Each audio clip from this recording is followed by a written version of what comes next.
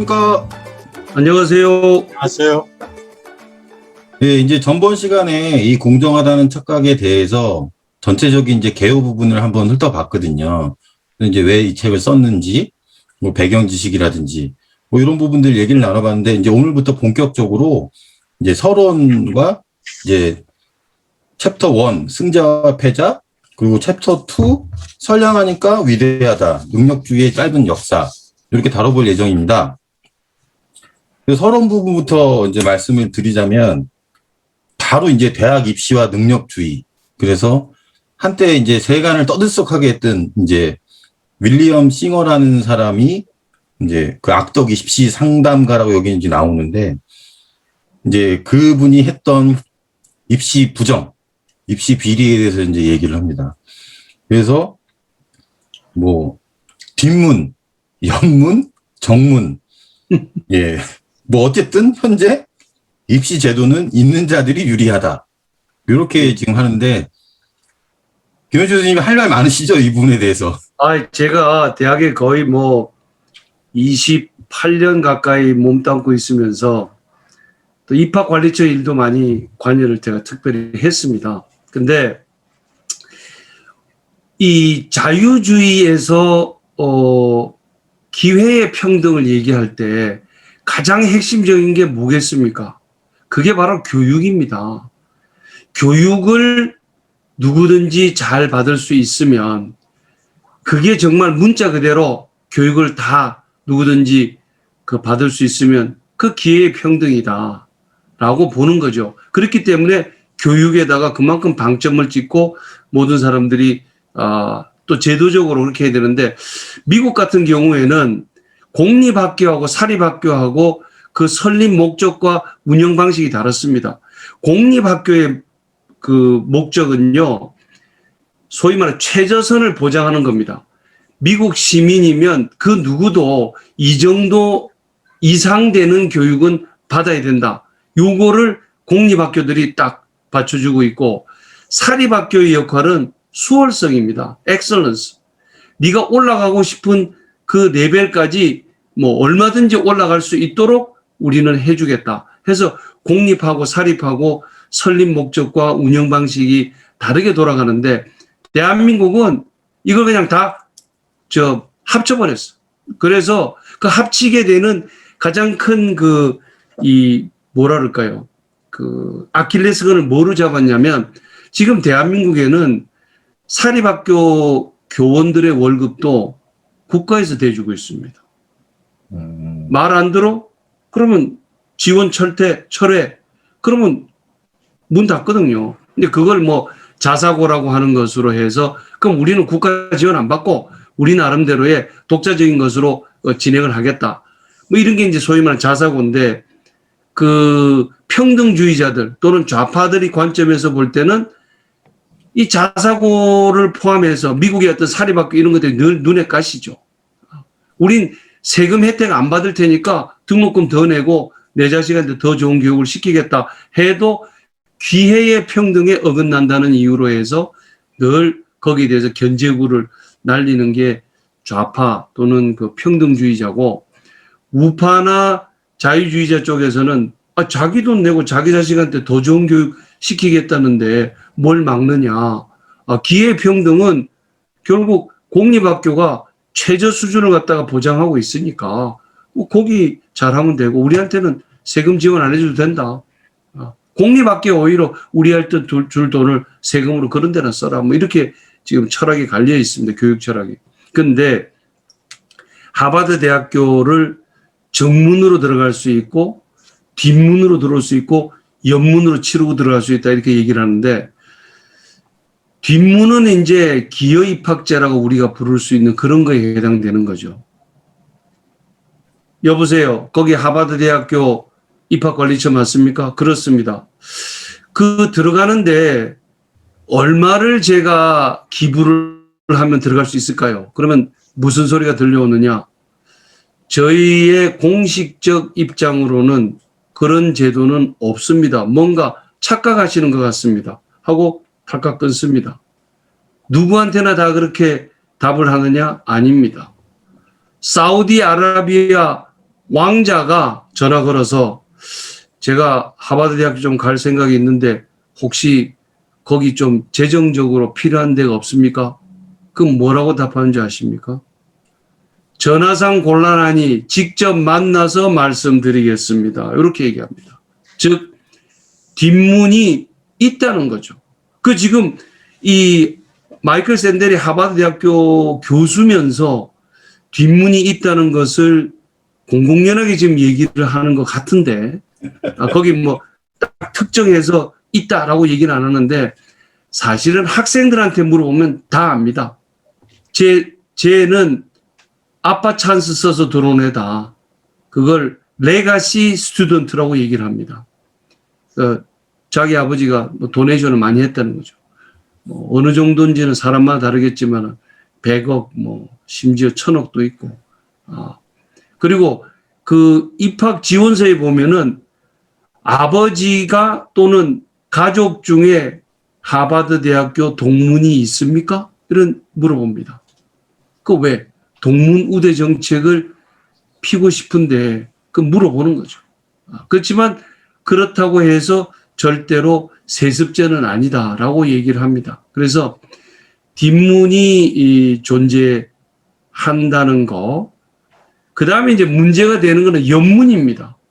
이거는 그 뒷문하고 옆문하고 큰 차이점이 뭐냐면 뒷문은 그래도 학교에 돈이 전달되는 거고 옆문은 학교에 돈이 전달되는 게 아니고 SAT 성적표를 갖다 조작한다든지 뭐 사진을 갖다 바꿔치기 해서 붙인다든지 그런 기술자한테 수고비가 들어가는 거죠. 하버드 대학에는 그렇게 들어오는 줄도 모르고 또 그 일일이 다 검증할 수도 없는 노릇이고 그러니까 돈이 엉뚱한 대로 옆으로 새는 거예요, 돈이. 그래서 연문입니다. 근데 재밌는 거는 그 마이클 샌델은 옆문하고 뒷문하고 공정성의 관점에서는 차이가 없다라고 얘기합니다. 둘 다 돈을 들여서 입학을 하겠다고 하는 점에서는 똑같다. 다만 차이는 하나는 학교에 돈이 들어가고 하나는 옆으로 돈이 새는 것 그 차이만 있지 둘 다 공정성의 관점에서는 똑같이 그 문제가 있다. 그럼 정문은 어떤가?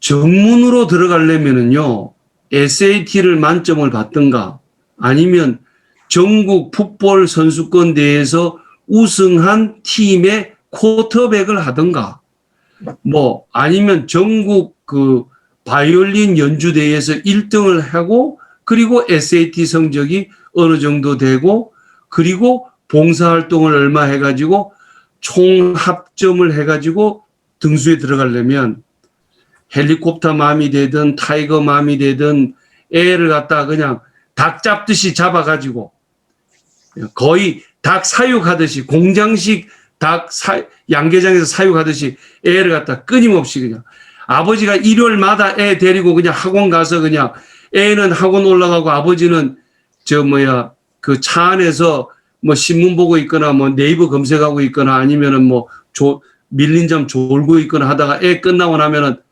애가 땅땅 두들기면 깜짝 놀래. 야, 벌써 학원 끝났냐? 이러고 또 데리고 집에 오고 뭐 이런 고달픈 삶을 사는데 정문도 마이클 샌델에 따르면 문제가 있다는 겁니다. 이 정문에 들어가는 돈이 만만치 않습니다. 대치동에 보내는데 돈 엄청 들어가고요. 분당의 정자동에 있는 학원도 나날이 지금 물가에 따라서 지금 비용이 올라가고 있기 때문에 정문도 역시 돈 없으면 안 된다. 그래서 마이클 샌델 얘기는 뒷문, 옆문에 대해서는 언급을 안 하겠다. 그거는 문제가 심각하다. 그렇지만 정문이 아무 문제가 없다고 생각하시는 분들이 계시면 꿈 깨시오. 정문도 문제가 심각하고 더 심각한 이유는 뭐냐면 정문을 통해서 하버드 대학 들어온 애들한테 물어보면 진짜 지가 잘나서 들어온 줄 알고 착각하고 있다. 이게 이제 공정하다는 착각, 능력주의의 폭군적 측면을 갖다가 바로 지금 샌들이 공개하면서 네가 잘나서 들어온 게 아니고 너가 엄마가 엄청나게 너를 시켰고 너가 아버지가 돈을 엄청나게 벌었고 할아버지가 또 그냥 뒤에서 막 한포 사격하고 뭐 이런 거족적인 성원에 힘입어 가지고 니는 운 좋게 들어온 것에 불과하다. 착각하지 마라. 네가 똑똑해서 니 혼자 뭐 남들 친구들 놀 때 나는 독서실에서 궁뎅이 붙이고 공부했습니다. 저는 뭐 머리가 똑똑한 것만이 아니라 궁뎅이에 흠집난 거 한번 보실래요? 그렇게 얘기하는 그거 다 꿈깨라. 다 착각이다. 그걸 전문용어로 퍼블리싱 된 애들이라고 하더라고요. 그렇습니까? 퍼블리싱. 근데 이제 정문하고 뒷문하고 그레이 에어리가 있긴 있습니다. 예를 들면 승마를 굉장히 잘한다. 이게 말 한 마리가 70억 한다는데 그건 진짜 이게 뒷문인지 정문인지 굉장히 애매모호해지거든요. 70억짜리 말 타고 해가지고 올림픽에서 금메달 땄다. 금메달 딴 건 사실이거든. 근데 70억짜리 말을 아무나 살 수가 있습니까? 70억이나 나요? 예? 70억이나 해요? 이거 우승하려면 우승 안 했는 경기대회에 제가 출전한 경력이 있으면 그건 안 쳐주고 우승하려면 준말을 타야지. 그 준말 한 70억 한다고 그러더라고. 나도 얼마 전에 알게 돼. 그 다음에 옛날에는 음대 입학할 때 하프 쪽, 이거 하프를 특정해서 특정. 하여튼 하프와 같은 고가의 그 악기는 아무나, 40년 전에 1억 5천만 원이면 작은 돈 아니거든요. 자기 하프를 갖고 있어야지 빌려서 들어올 수가 없으니까.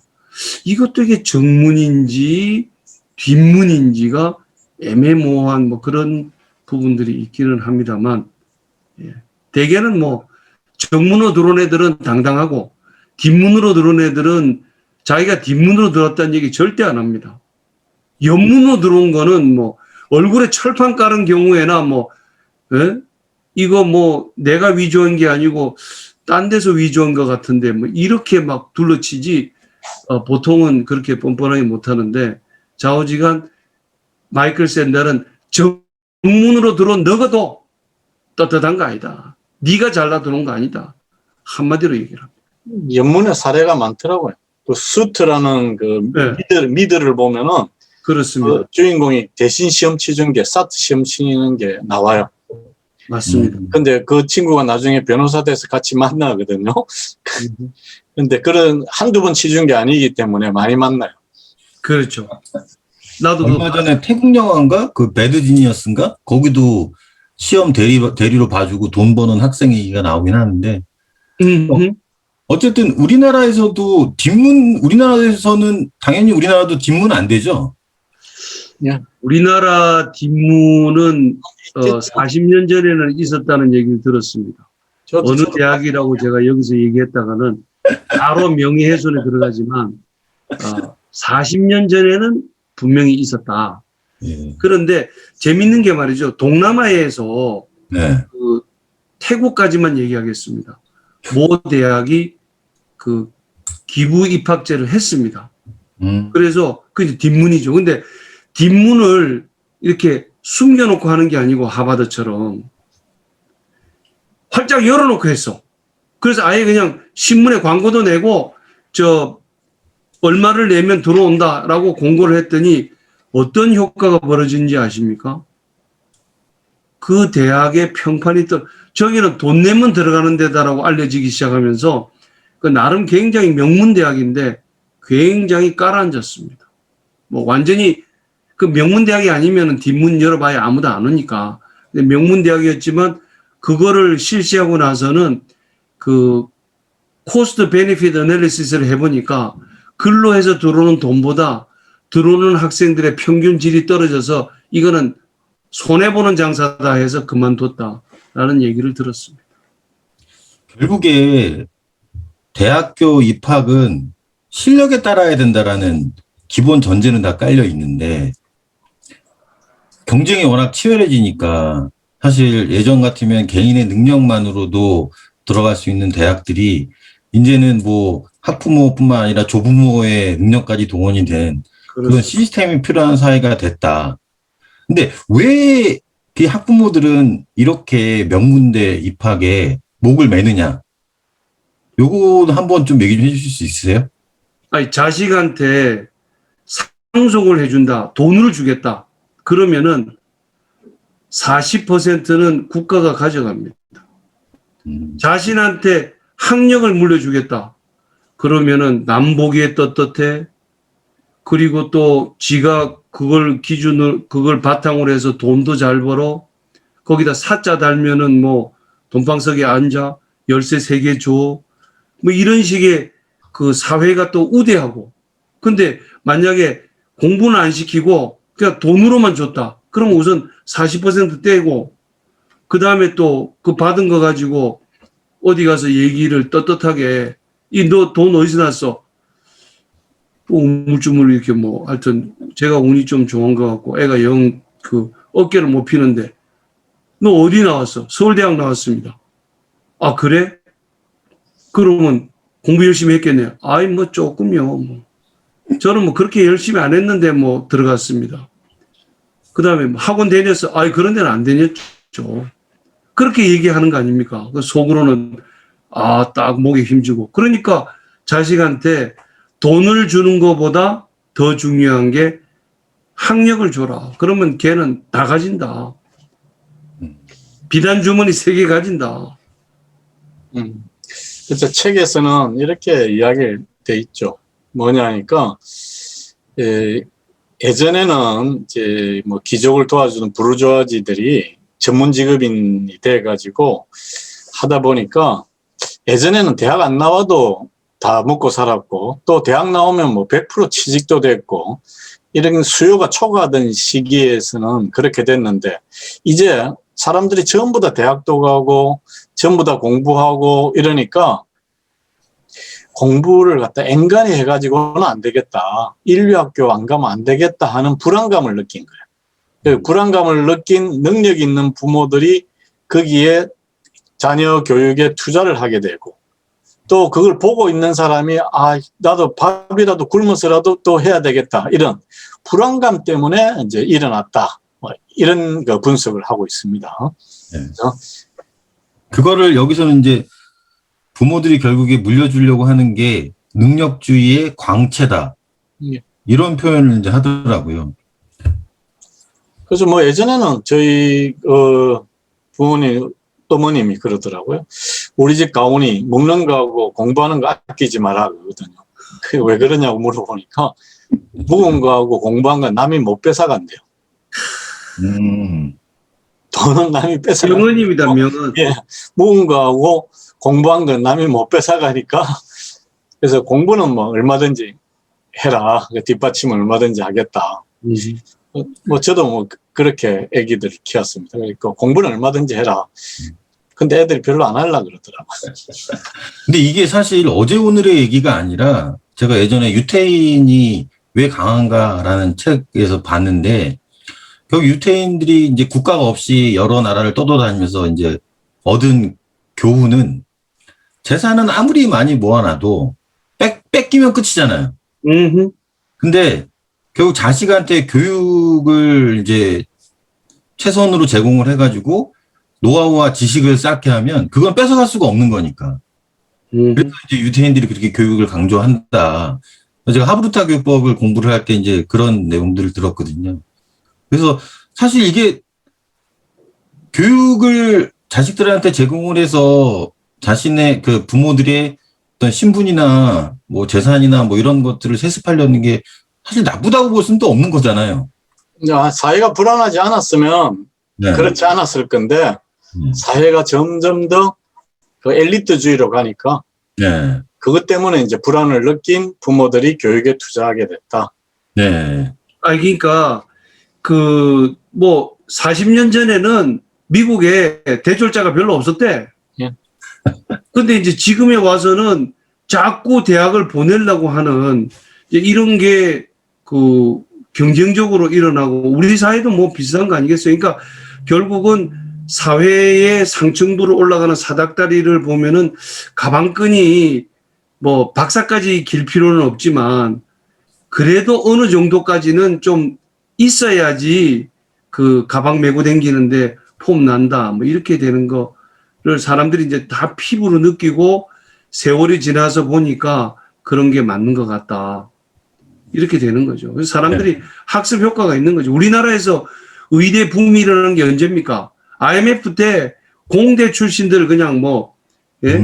대전에서 저기 뭐 공학 박사 받아가지고 잘 나가던 사람들, 뭐 회사 들어가 잘 나가던 사람들 다 IMF 때 잘리니까 의사는 보니까 이게 뭐 평생 자격증이니까 한 번 가지면 그냥 죽을 때까지 사고만 안 치면 된다.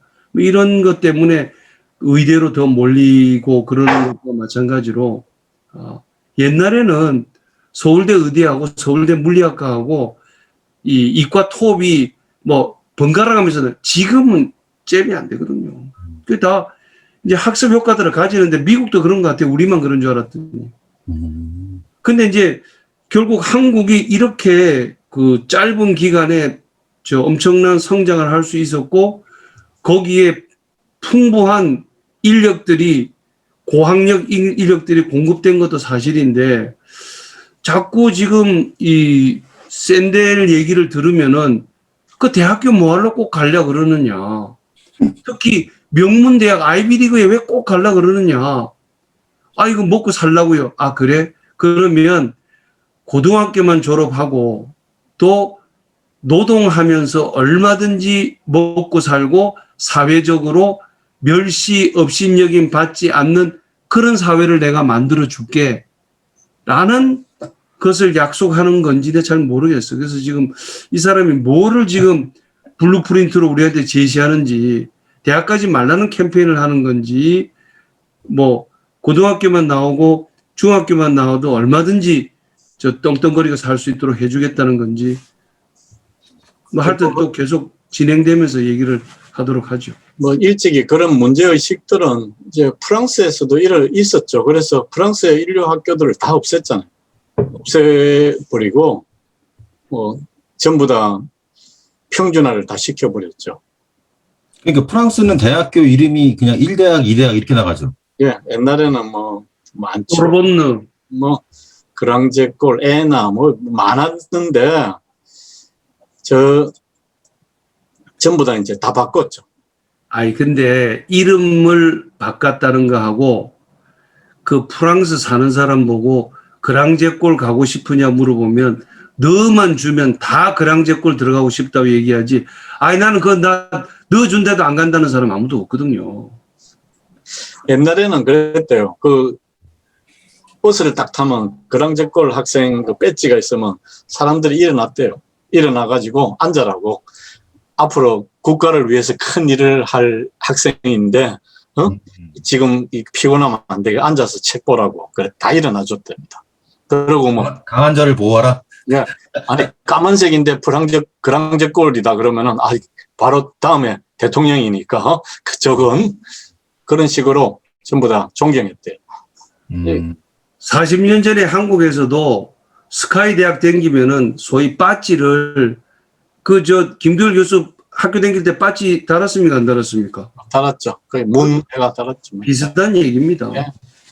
근데 지금 와서는 이제 물론 경쟁이 지나치게 과열됐다는 것을 지적하는 건데 그래서 옆문하고 뒷문을 야단치는 거는 뭐 100% 동감하는데 정문까지 지금 야단을 치거든.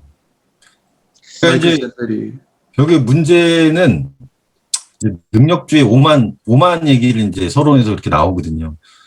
그래서 결국 학력주의로 인해서 이제 지금 어떤 기득권이 된 엘리트들이 이제 능력주의 오만에 빠져든 거 아니냐. 그래서 정도 문제가 되는 거다. 이제 이렇게 서론에서 좀 얘기를 하는 것 같아요. 예, 그렇죠. 그러니까 해도 너무 힘들게 시킨 것 같아.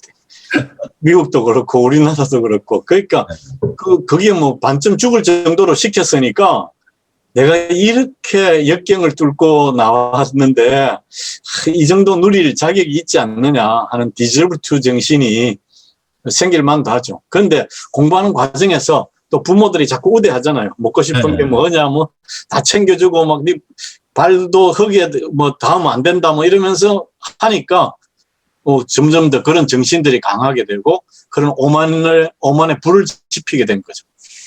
그러니까 아까 김도율 교수 가훈에 나오듯이 니는 공부만 해라. 딴 거 하지 마라.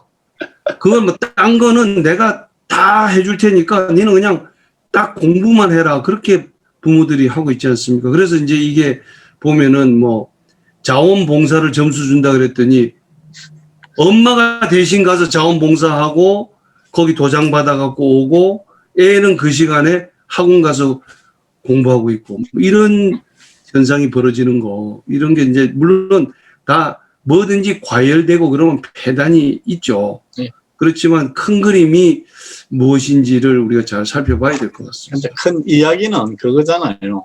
그런 불안감을 느끼게 하는 사회를 만든 게 잘못이다. 그런 시스템은 나쁜 시스템이다. 그렇죠. 네. 그런 각성을 안 하고 점점 더 그걸 심화시켜 가고 있는 지금 이 시점에 내가 이제 문제를 제기한다. 이런 이야기입니다. 그런데 그 자원봉사 사회가 요구하는 게 사회는 대학한테 뭘 요구합니까? 아니 그 대학 졸업생 갖다 썼더니 이거 하나부터 열까지 다 가르쳐야지 써먹을 수 있지 얘들 그대로 도대체 대학에서 뭘 가르칩니까? 이렇게 모 회장님께서 그 얘기를 하셨는데 대학에 몸담고 있던 사람들의 입장에서는 우리는 여기 취업 준비 학교가 아니다. 그렇죠. 그렇기 때문에 우리는 건전한 시민으로서 가져야 될 교양을 가르치고 그래서 철학을 교양 과목에 넣어야 된다. 뭐 이렇게 얘기를 했더니 그거 아무짝에도 쓸모없는 가르치지 말라. 그러면 이게 무슨 얘기냐면 대학이 잘못되어 있는 게 아니라 사회가 지금 잘못되어 있다라고 얘기를 해야 되는데 그러면 의사, 판사, 검사, 변호사, 그 다음에 무슨 뭐 박사 이런 사람들의 나사에 연구하고 있는 이 과학자들 이런 사람들이 고임금 받고 엄청나게 많은 이 권력을 누리고 있는 그 제도를 없애지 않는 한 그 상위 클래스에 들어가기 위해서는 또 좋은 대학에 들어가려고 하는 그 부모를 나무랄 수 있습니까? 그래서는 예. 그거 대신해주기 쉽지 않더라고요. 혹시나 또 이거 보시고 오해하시는 분들이 있을까봐. 예, 요즘에는 사실은 자원봉사 그거 대신 뭐 해준다는 건 사실 거의 불가능에 가깝더라고요. 그죠? 네. 그렇게 해야죠. 네. 그래서 뭐 어쨌든 지금 여러 가지 이제 그 능력주의로 인해서 사실 능력주의가 최선의 방법일 것 같다라고 해서 이제 그간 이제 정책적으로나 국가 사회적으로 지속이 됐던 이 문제가 이제 대학 학력주의에서 이제 터지게 된 거죠, 문제가. 그래서 결국에 이제 첫 번째 서론에서 얘기하고자 하는 거는 이제 능력주의적 오만에 대해서 얘기하고자 이제 학력주의를 얘기를 한 거고요.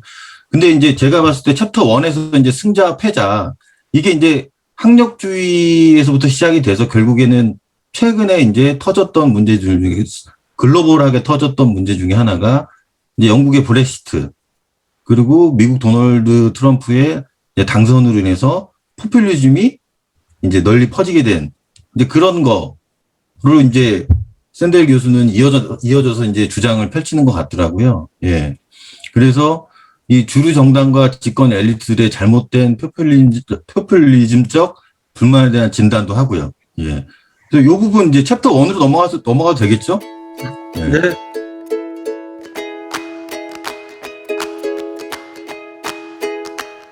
그래서 뭐 테크노크라시도 이제 얘기를 해주는데, 예.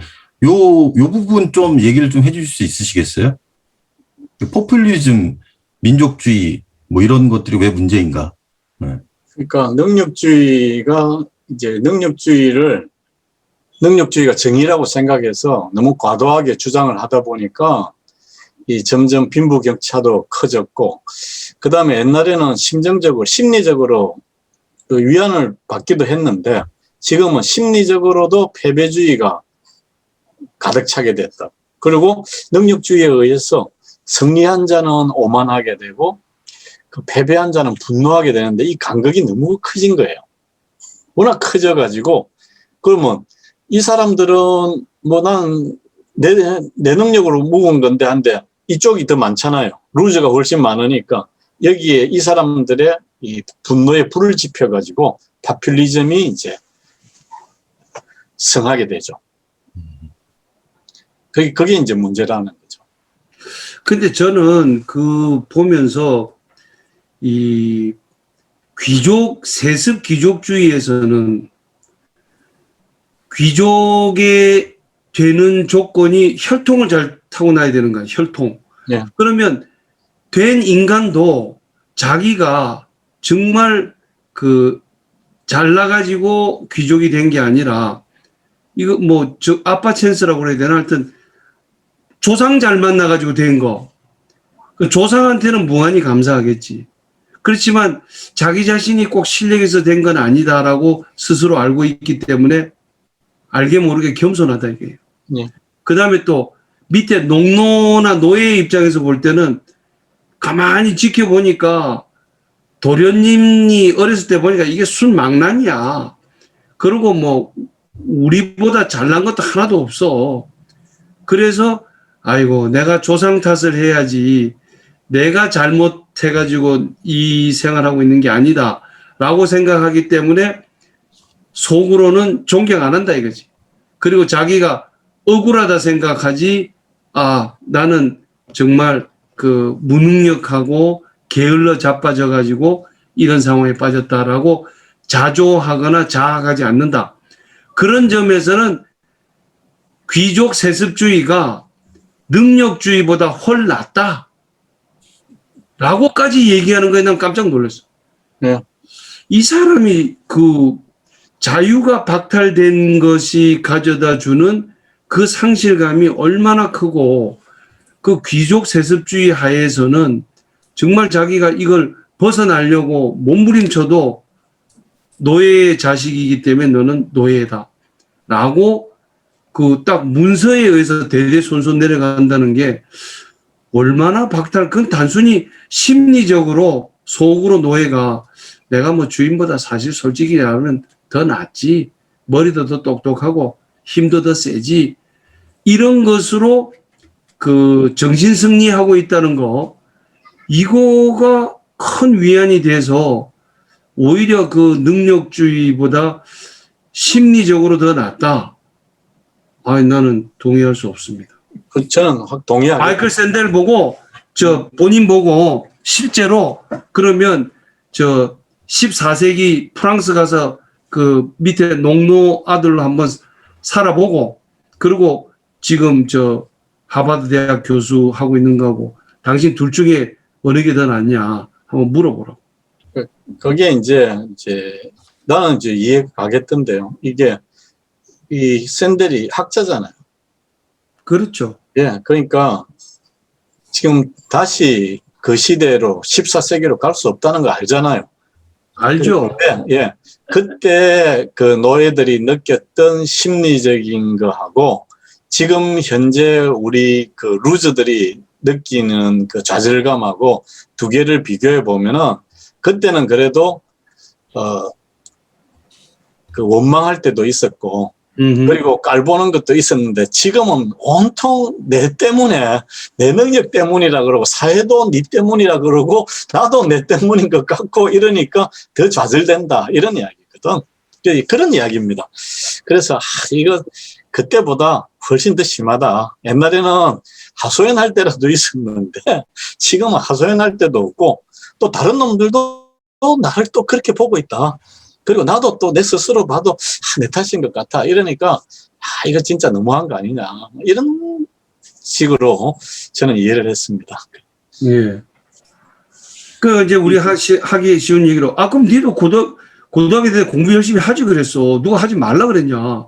네가 맨날 저 게임하고 네가 맨날 저 친구들하고 놀러 다니고 그래가지고 지금 뭐 그랬지 않냐 이런 이제 소위 말하는 그 야단을 먹고 어디 하소연도 못한다 이런 얘기인데 그러면 글쎄요. 그게 이제 2장으로 넘어갑니다. 그게 네 선택이다 뭐 이런 거거든요.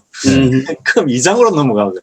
그게 2장 가서 한번 다시 얘기하겠습니다. 2장으로 넘어가느냐 그냥 막 같이 다루시죠 뭐 해가지고 네? 2장으로 넘어가서 그거 다 네 선택 아니냐 이런 거. 네.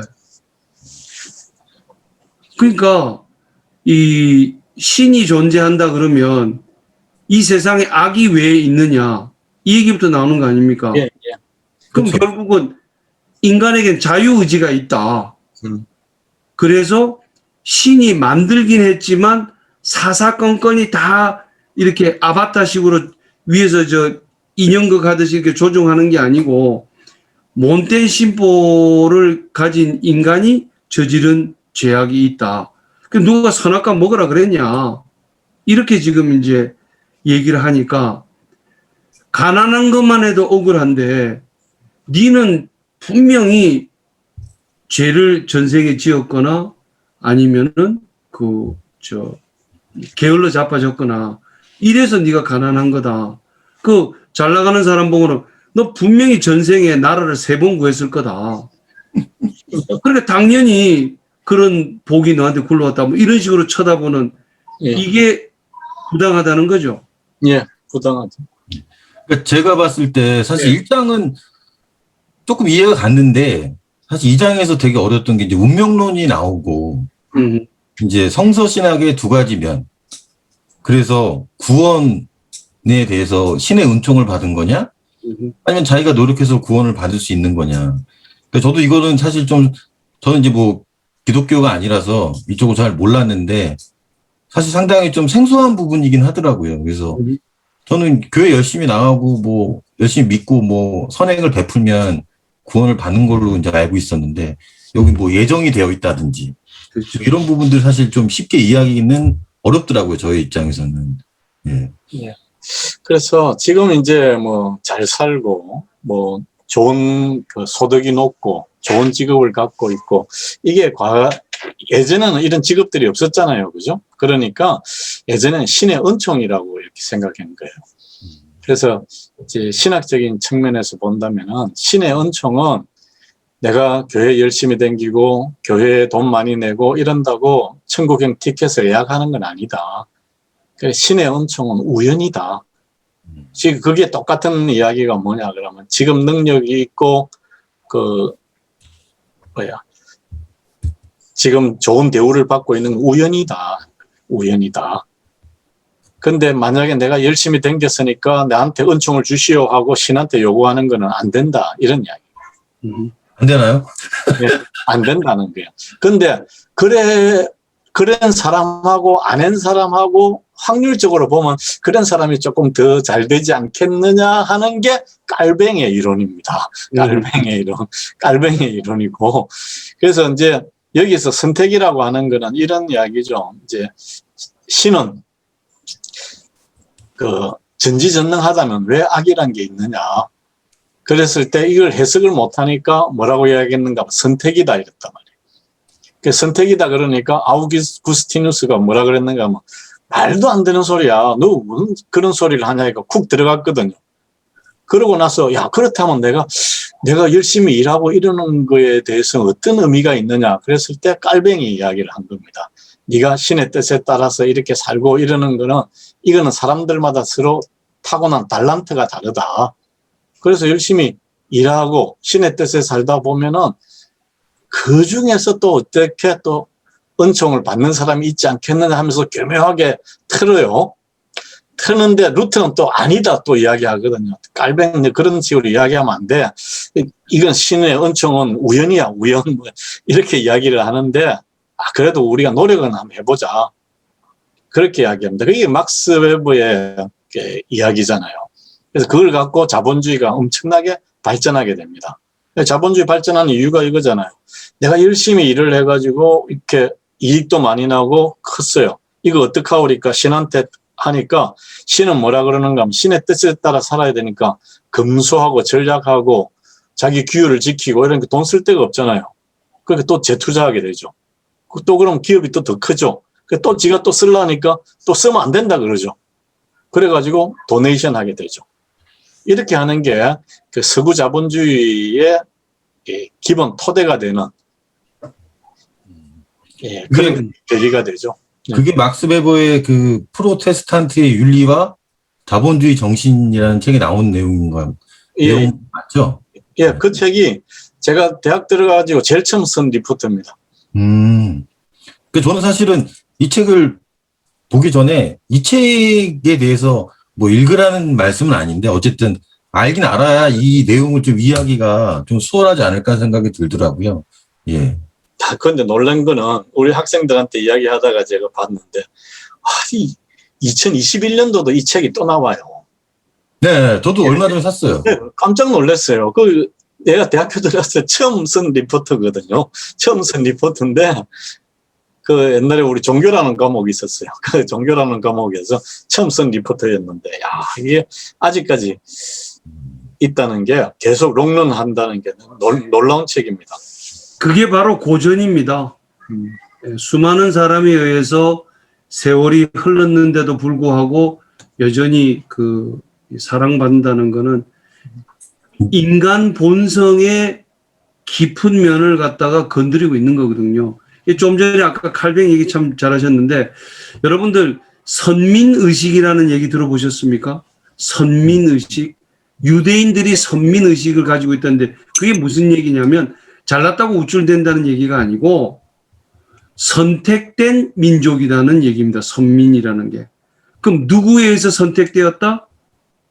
여호와 하나님에 의해서 선택된 유일한 민족이라는 거예요. 그렇기 때문에 자기네는 축복을 받고 자기네는 잘 될 수밖에 없다. 이게 예정조화설입니다. 미리 예정되어 있다는 거죠. 그걸 철학적으로 얘기한 사람이 라이프니츠거든요. 라이프니츠는 수눔 보눔이라고 하는 이 용어를 사용하는데 아리스토텔레스가 쓴 용어죠. 수눔 보눔. 현존하고 있는 것은 될 수 있는 한 가장 최상의 상태로 되어 있는 것이다. 근데 요거를 이제 칼뱅이 또 이어받아 가지고 열심히 교회 나가고 남한테 착한 일 한다고 천국 들어가는 게 아니고 천국 들어갈 사람은 미리 하나님에 의해서 선민되어 있다, 선택되어 있다. 이렇게 얘기를 하니까 무슨 일이 벌어졌겠어요? 사람들이 교회에 안 가. 내가 어차피 선택됐으면 교회 안 가도 들어가는 거고 선택 안 됐으면 교회 열심히 나가도 못 가는 거고 그럼 교회를 뭐하러 가냐니까 교회가 영업적으로 굉장히 힘들어집니다.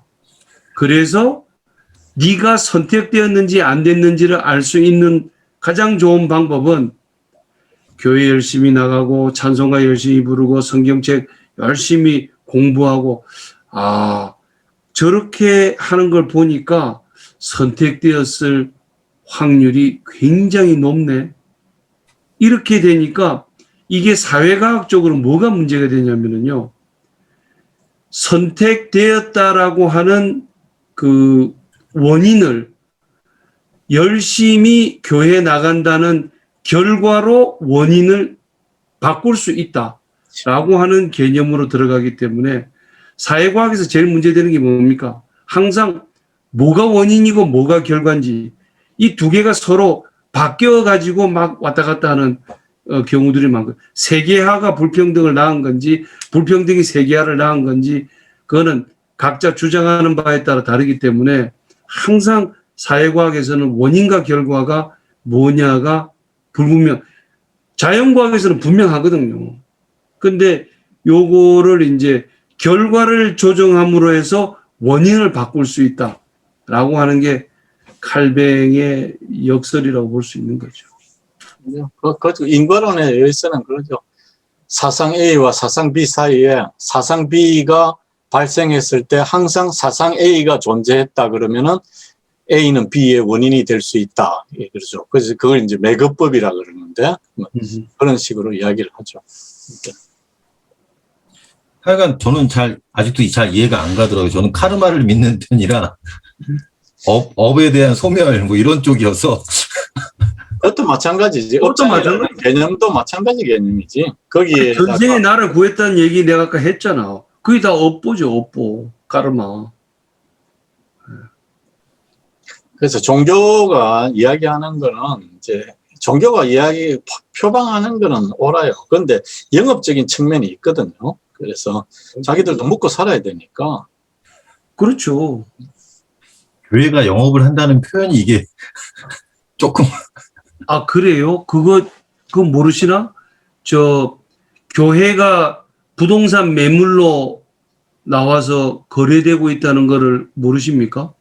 근데 이제 좀 종교적인 얘기를 여기서 좀 논하기에는 나중에 지양해야죠. 반향에 좀 조심하십시오.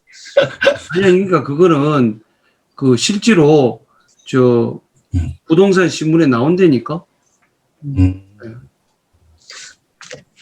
그래서 이 부분을 이제 다루기 위해서는 이제 그런 부분들, 그것만 명확하게 하면 될 거고, 이 저자가 왜 굳이 이 장을 했느냐 그러니까 이 근원을 알고 싶다는 거예요. 근원을. 이 능력주의 근원이 어디서 왔느냐 했을 때 여기에서 지금 이제 잘 사는 거에 대해서는 은총이고 신은 이제 시장이 됐다는 거예요.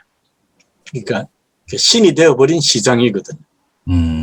시장 만능주의. 예, 시장 만능주의, 그리고 돈 만능주의, 뭐 이런 식으로 갔다. 그리고 능력주의가 해도 너무하게 뭐 했느냐 그러니까 이 다른 사람들 멸시까지 하게 됐다. 그리고 모든 의사결정을 이 전문가들한테 맡기는 거, 이거 잘못된 거다. 이런 지적을 합니다.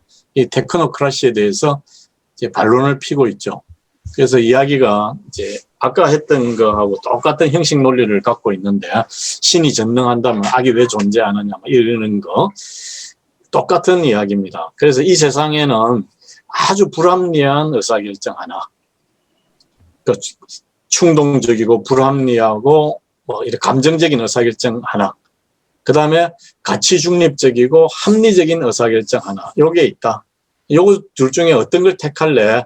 그러니까 사람들은 심정적으로는 여기에 흔들리지만 택하기는 요걸 해야 되겠다, 이런 이야기를 하거든요. 합리적인 의사결정 하겠다니까 이 사람들 말을 못하는 거예요. 그래가지고 모든 의사결정이 합리적으로 가니까 능력주의가 점점 더 심화됐다는 거예요. 그래서 나중에 이제 대안으로 나오지만은 이 세상에는 요 두 가지 대안뿐만 있는 게 아니다. The third way가 있다. The third way가. 이걸 바탕으로 이 사람들의 의견을 듣든지, 이 사람들의 의견을 바탕으로 합리적인 결과를 도출하든지, 이런 제3의 길이 있는데도 불구하고 왜 안 하느냐, 이런 이야기예요. 그러면서 이쪽이 너무 합리적이라는 게 너무 커졌다. 메리토크라시에서 테크노크라트들이 다 데모크라시가 아니고 테크노크라시가 돼버렸다, 이런 이야기를 하는 거죠. 저는 굉장히 공감했습니다. 근데 하늘은 스스로 돕는 자를 돕는다. 이게 능력주의거든요. 예.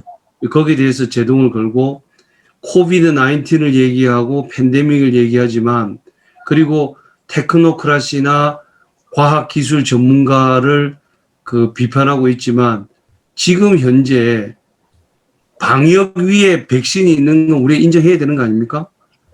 지금 글로벌 제약회사들이 그동안에 폭리를 취하고 뭐 아주 악의 온상인 것처럼 많이 돼 있지만, 백신 없으면 박살 납니다.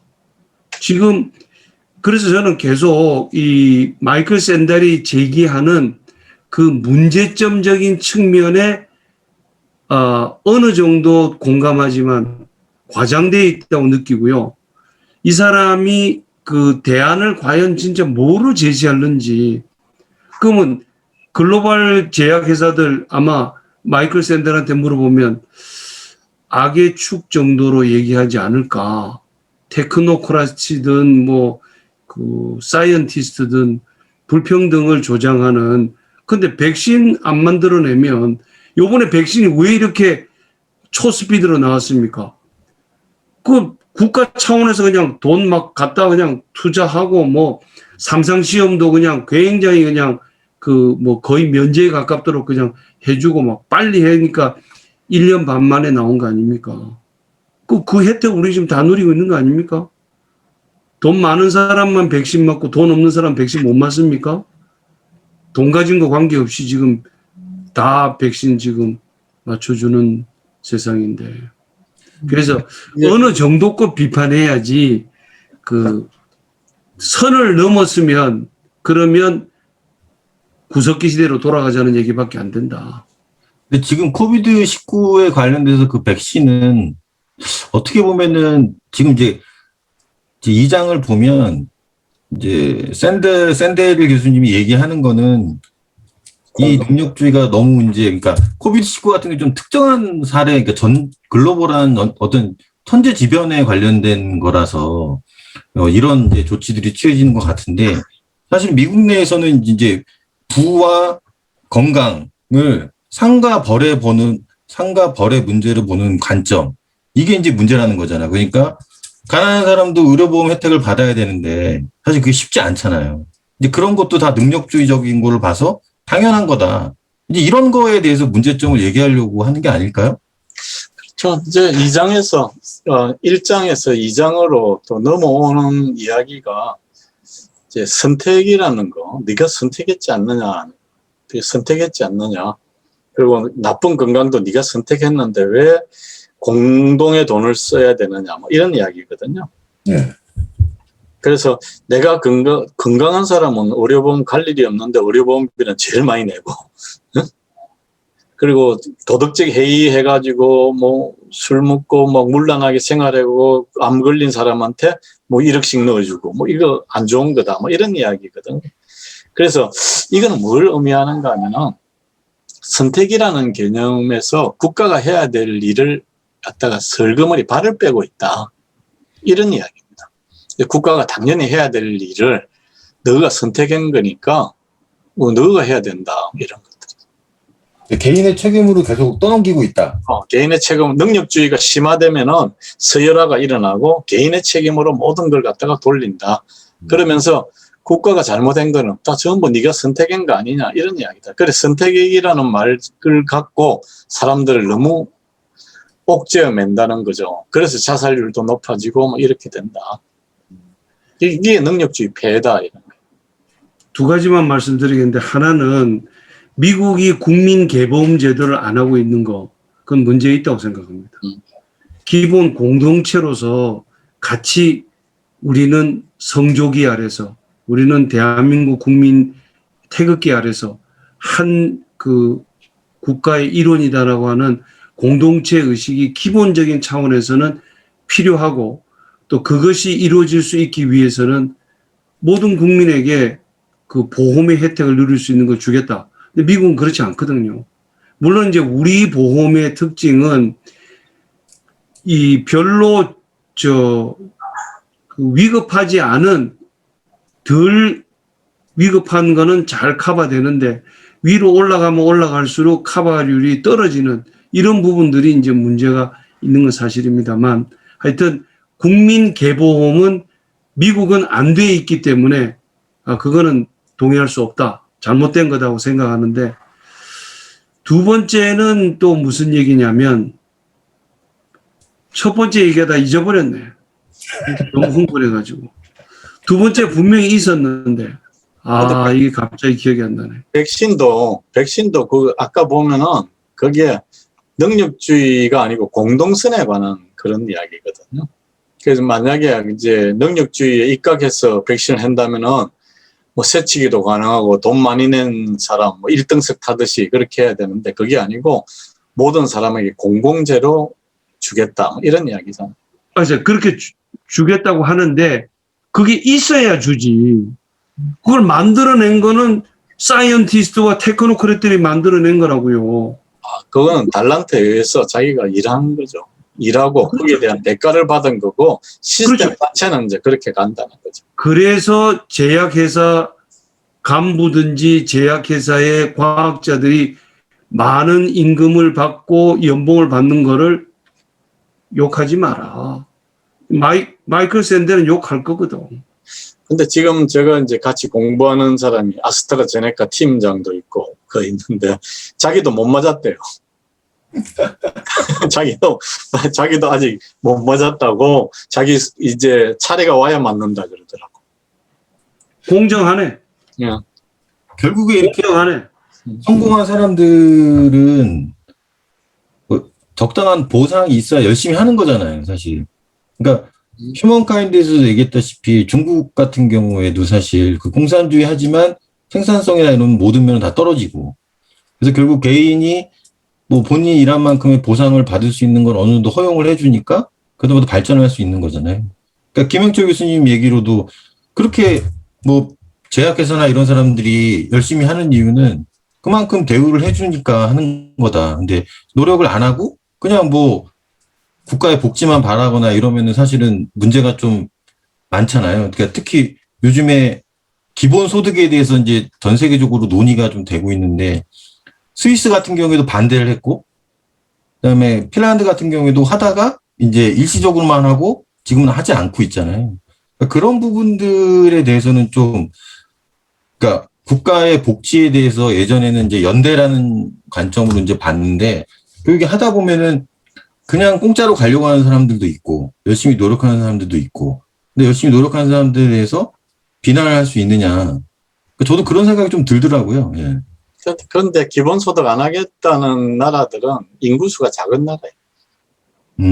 인구수가 작고 먹고 뭘 할 일이 있는 사람이고 실업률이 높은 데는 기본소득 되게 좋아합니다. 그래서 그런 인구 통계적인 걸로 이제 접근하면 또 문제가 있는 거니까. 그래서 오늘 이번에 이제 여기서 1장에서는 성자의 오만, 패자의 굴욕, 네. 이걸 이야기했고, 2장에서는 이런 능력주의 근원이 어디에 있느냐.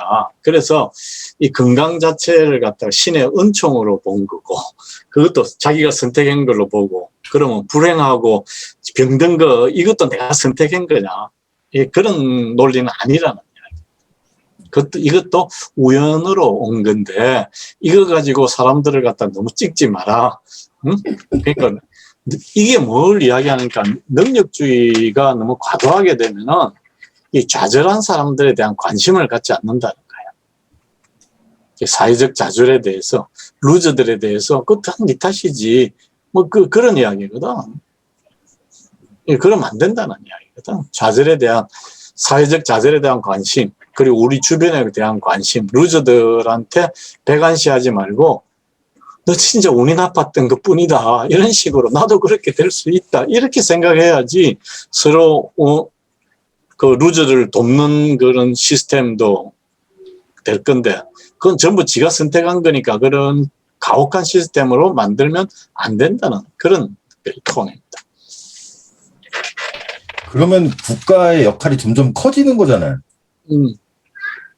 커지기도 하고, 뭐, 어떤 면은 또 작아지기도 하고, 그러죠. 큰 정부, 작은 정부 이럴 때, 이제 진보가 들어오면 할 일이 많으니까 큰 정부가 되고, 그 다음에 리버럴리즘, 네. 보수가 들어오면은 저 작은 정부, 시장이 다 하도록 만들어라, 뭐 이런 식으로 이야기 하거든요. 네. 근데 내가 보니까 요즘 진보도 없고 보수도 없어요. 진보가 보수 같고, 보수가 진보 같아요. 그러니까 똑같아요. 아니, 그걸 지금 마이클 샌델이 좌파 우파가 중요한 게 아니고 오픈이냐 클로즈드냐 이게 중요하다라고 얘기를 하는. 그래서 낡은 프레임이 지금 이제 벗어져야 된다는 얘기인데 완전히 벗어지지는 않겠지만 그 낡은 프레임만 가지고 쳐다보는 거는 문제가 있다라고 이제 지적을 하고 있죠. 샌델이 이야기하는 이야기는 뭔가 이렇게 능력주의를 해가지고 서로 이제 능력대로 갖고 간 거예요. 그러다 보니까 글로벌라이제이션 됐고, 아웃소싱 됐고, 그래 됐는데 이 아웃소싱을 반대하는 사람은 클로즈드 된 생각을 갖고 있고, 이거 당연한 거지. 그러니까 제3세계로 가야 되고 막 이런 사고를 가진 사람은 열린 사고를 갖고 있다는 이야기예요. 그런 식으로 해가지고, 우리 거 내 일자리 찾고, 아메리카 풀스트 이렇게 이야기하는 사람을 너는 다친 사고를 갖고 있구나. 이런 식으로 하면은 분노가 일어난다. 이런 이야기입니다. 예, 그것 다친 때문에 사고가 분노가 일어난다고요? 다친 사고라고 메모를 하는 거예요. 매장하거든요. 지금 이제 그 아니 세계화를 하는 바람에 불평등이 증폭됐다는 거 아니에요? 그렇죠. 그러니까 세계화를 인정하는 거는 열린 사고고, 그러니까 열린 사고를 하면은 예, 자국 내에 있는 약자들이 더 힘든 상황으로 떨어진다는 거 아니에요? 그렇죠. 그래서 이제 그게 예. 지난 시간에 얘기했듯이 트럼프에 대해서는 엄청 반대를 하지만 지금 샌델이 보호하려고 그러고 샌델이 이렇게 좀 추스려 주려고 하는 사람들은 예, 전부 트럼프 다 찍었다니까. 예, 맞아요. 그게 아이러니라니까 지금. 그래서 지금 현재 그 사고 자체를 그런 식으로 글로벌라이제이션에 반대하는 사람을 다친 사고라고 매장하는 것 자체가 메리토크라시다는 거예요. 그러니까. 예, 그게 잘못됐다는 거예요. 그런 식으로 사람들을 갖다 매도하지 마라. 마라. 예, 갇힌 사회가 좋은 사회일 수 있다라고 얘기하는 거잖아요. 아니, 그렇게 매도하지 말라는 이야기예요. 그렇게 매도하지 말라는 사람한테는 해주고 싶은 얘기가 좀 전에 아까 인구 통계 얘기를 잘 하셨는데 미국 정도가 되면 이제 뭐 리쇼링 해가지고 저 나라 안에서도 다 먹고 살 수 있겠죠. 전 세계에서 농사를 지을 수 있는 땅의 4분의 1을 갖고 있는 나라가 미국입니다. 러시아니 뭐 시베리아 이런 거 다 농사 짓기 못하는 툰드라고 미국이 4분의 1을 갖고 있거든요. 그러니까 아마 전 세계에서 자급자족해서 클로즈드한 상태에서 그 셀프 서피션트하게 살아갈 수 있는 나라 딱 하나 꼽으라 그러면 미국입니다. 이게 정말 있죠. 미국도 아니면서 우리는 클로즈드로 살아가겠다. 그러면 북한 짱 나는 거예요. 그렇기 때문에 너무 국제 비교 우위 이런 거 다 따져가지고, 예? 싼 물건 외국에서 갖고 오고 이래가지고 하는 거 문제가 있다는 사람은 오픈 또는 글로벌라이제이션을 너무 매도하지 마라. 북한 짱 난다. 이런 얘기를 하고 싶습니다. 네, 김영주 교수님 그 말씀 하실 줄 알고 제가 자료를 조사해 봤는데, 네. 2012년도, 그러니까 2008년 금융위기가 끝난 다음에 나온 책인데, 타일러 코엔의 거대한 침체라는 책을 제가 봤었거든요. 거대한? 침체. 거기 보면 미국은 지난 300년이 넘는 지난 시간 동안 쉽게 따는 과일을 먹었다. 토지, 기술적 발전, 다수를 위한 교육 시스템. 근데 이제 그게 소진이 돼서, 사람들은 그간 그 쉽게 따는 과일이 소진되리라고 생각하지 않았지만, 이제 그게 소진되어서 침체가 오는 거다. 뭐 이런 식으로 풀어서 이게 한때 또 미국에서 베스트셀러가 된 적이 있었거든요. 사실은 미국도 은총을 받은 나라죠, 원래. 네. 은총 받은 나라라고 이야기하고 있잖아요, 지금. 그렇죠. 네. 예. 선민의 문제는 뭐냐 하니까 트럼프 이전에는 아메리칸 웨이라는 게 있었어요. 그래서 모든 나라가 미국 같이 돼야 되는구나. 나도 상당히 이제 그 선진국이 돼가지고 다른 나라도 도와주고 막 이렇게 가야 되겠구나 이런 생각을 했었는데 트럼프가 집권하고 나서 싹 바뀐 거예요. 그래서 리더십이 실종되게 됐어요. 그러니까 흔들리게 된 거죠. 이게 올바른 길을 이제 하는 사람들이 이제 모디파잉 할 수 있는 그런 대상이 없어져 버린 거죠. 그래서 그게 가장 큰 폐해라고 봅니다. 그게 클로즈 시스템의 폐해인 거예요. 아메리카 퍼스트라고 하는. 네. 그런데 메리토크라시가 그런 식으로 이제 뭐 열린 사고냐 닫힌 사고냐 그렇게 된다면은 점점 더 일자리도 없어지고 일이라는 개념이 아까도 우리가 모두에 이야기했던 것 같이 소비자로 전부 다 생각한다 그런다면은 한쪽은 가게 된다. 점점 더 양극화되고 가게 된다. 그래서 이쪽 측면을 봐라. 이런. 근데 사실 글로벌라이제이션이 무조건 좋은 거 아니다. 연령이나, 그러니까 기존에는 사실 진보냐 보수냐 이런 논점이 더 중요했지만 이 책을 보다 보면, 그러니까 열려있냐 닫혀있느냐 근데 제가 봤을 때 샌델 교수님이 걱정하는 거는 국가적 정체성이 약화된다. 저는 사실 그런 부분을 좀 본 것 같아요. 그러니까 코스모폴리탄식 정체성이 이제 올라가면서 국가적 정체성, 애국심이 떨어진다. 이런 거 걱정하는 것도 있지 않을까요? 그렇죠. 네. 그러니까 전체 하나를 이제 원 글로벌 마켓으로 보는 거죠. 네. 원 글로벌 마켓이 이제 글로벌라이제이션인데 그렇게 된다면 이제 정체성이라는 말이거든요.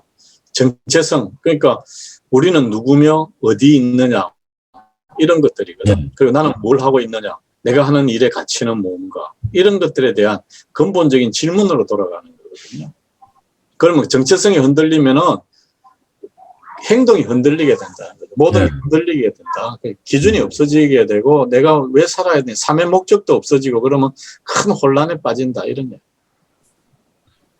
그래서 지금 미국 성조기에 경례하는 것을 트럼프가 더 강조합니까? 아니면 마이클 샌델이 더 강조합니까? 이게 굉장히 아이러니입니다. 샌델이 더 강조하죠. 당연하죠. 왜? 클로즈드니까. 클로저들하고 볼 수가 없다니까요. 아니 지금 보세요. 이거로 매도하지 말라는 지금 이야기지. 아니 막시스트가 전 세계 노동자여 단결하라라고 공산당 선회했다가 나중에 보니까 전 세계 노동자가 중요한 게 아니라 우리나라 노동자가 더 중요하다라고 인터내셔널리즘에 대해서 선을 긋기 시작한 이유가 아니 남의 나라 노동자들 일감 만들어 주느라고 우리 노동자들 일감이 없어져 되겠느냐. 그게 아메리카 퍼스트 아닙니까? 그러니까 지금 이게 나는 오히려 마이클 샌델한테다가 얘기하는 게 당신이 얘기하는 것만큼 불평등의 기원이 똑 부러지게 딱 뭐 세계화 또 능력주의 이렇게 하나로 딱 지칭되기에는 너무나 복잡하다. 오히려 당신은 능력주의자들이 너무 단순하게 세상을 본다라고 하지만 내가 볼 때는 오히려 당신이 세상이 벌어지고 있는 원인들을 몽땅 다 능력주의에다 다 뒤집어 씌우는 단순화의 오류를 범하고 있다. 능력주의가 가지고 있는 장점이 얼마나 많고 그런 걸 왜 그렇게 자꾸 정문으로 들어온 너거도 문제가 있다니까 잘난 척하지 마. 무릎 꿇어. 뭐 이렇게 할 필요 있나? 열심히 공부해서 좋은 그건데요. 그러면 이제 마이클 샌델이 왜 이렇게 주장할까요? 글쎄. 이 사람 정신 나가지 않고서야 왜 이렇게 주장할까요? 공급자 경제만을 너무 생각하는데 하여튼 나중에 얘기합시다. 네. 오늘은 배가 고파서 네. 지금 당이 떨어진다는 사람도 있고 네. 그 부분은 3장 4장에 자세하게 나오는 것 같아요. 제가 보니까 그러니까 뭐 이제 레이건 대통령 시절부터 바뀌어진 이제 미국의 관점부터 이렇게 시작이 되는 것 같더라고요. 그래서 제가 보니까 샌델 교수님이 레이건을 가운데로 두고 그 전과 그 이후를 이제 비교를 계속 하시는 것 같더라고요. 그래서 그 3장 4장을 보시면 좀 더 깊은 대화를 나눌 수 있을 것 같고 어쨌든 뭐 샌델 교수님이 항상 뭐 정의란 무엇인가부터 얘기하셨던 게 건실한 정치 담론을 찾자라는 측면에서 능력주의가 가지고 있는 장점도 많지만 단점도 무시할 만큼 작진 않다 이제 단점들이 좀 커지고 있고 그래서 이제 패자들은 굴욕을 느끼고 있고 그거에 대한 반발로 브렉시트나 이제 트럼프 대통령의 당선 같은 일들이 일어나고 있다. 그래서 그게 왜 이렇게 발생이 됐는가 그런 것들을 좀 얘기하고 싶어서 그러니까 여러 가지를 한 번에 다루기에는 이 책이 또 엄청나게 두꺼워지겠죠. 그래서 우리가 또 벽돌책은 너무 힘드니까. 그래서 어쨌든 일반인들이 좀 보고, 그래도 좀, 건실한 정치 담론을 할 수 있게끔 유도하려고 능력주의를 이제 하나를 찝어서 얘기를 하신 것 같아요. 그래서 뭐 김혁주 교수님이 얘기하셨듯이 뭐 일반화의 오류나 뭐 단순화의 오류에 빠질 수도 있는데, 그렇게 보면 좀 너무 간 것 같기도 하고요. 그래서 어쨌든 뭐 저는 뭐 샌델 교수님이 뭐 어느 정도 이런 거를 제시해 주는 게 저는 좋은 것 같아요. 그러니까 예전에 뭐 조선시대 때도 초창기에 양민들도 과거 시험을 볼 수 있지만 사실 이제 그런 게 점점 쇠퇴해가면서 기득권 세력이 강해지고 그걸 또 세습하는 그런 과정들에서 계속 이제 문제가 발생이 된 거잖아요. 그래서 어쨌든 번영이 오래 지속되다 보면 이제 그런 문제점들이 발생되고 그거에 대해서 건실한 정치 담론을 한번 해보자라는 차원에서 이 책을 쓰신 것 같아요. 이제 그러면은 뭐 일단 오늘 또 길게 얘기를 하셨는데요. 또 다음 이제 3, 4장에서 더 재미있는 얘기 나누기로 하고요. 오늘은 여기까지 이제 하기로 하겠습니다. 오늘 고생 많으셨습니다. 네, 수고하셨습니다.